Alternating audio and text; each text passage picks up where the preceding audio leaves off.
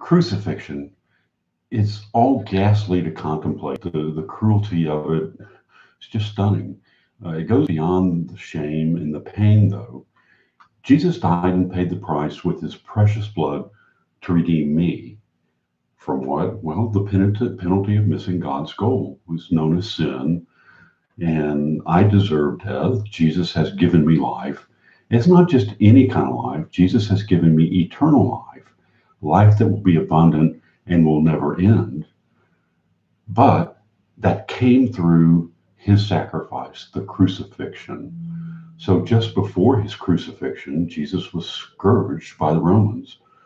Bible doesn't indicate how many lashes he received, but in Deuteronomy we learn that a criminal should receive no more than 40. So in order to avoid possibly accidentally breaking this command, the Jews would only give 39.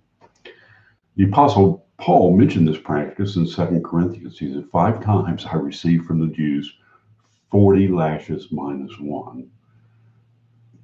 Amazing that anyone would go through this, but this is the life of persecution, but it is certainly the model that Jesus showed us. And so Jesus was scourged by the Romans, not by the Jews. It may have been more than 40, we don't know, but that was the prelude to the eventual crucifixion.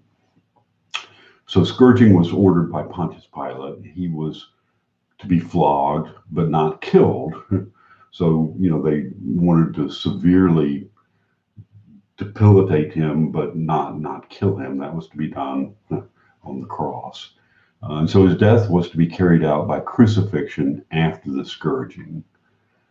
Now, just to humiliate him further, as the victim of crucifixion, he was first beaten and then made to carry his own cross to the crucifixion. So bearing this load was not only extremely painful after the beating, but it added a measure of shame as Jesus was carrying the instrument of his own torture and death. It was like digging your own grave. So we learn in John that Jesus, when he went out, he bore his own cross to a place called a place of the skull, which is in Hebrew Golgotha. Incredibly painful, shameful, everything that we can imagine.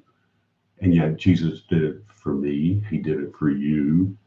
He did it in order that none of us would ever have to pay that price again in any way possible. So thanks be to Jesus that he paid the price for me and for you.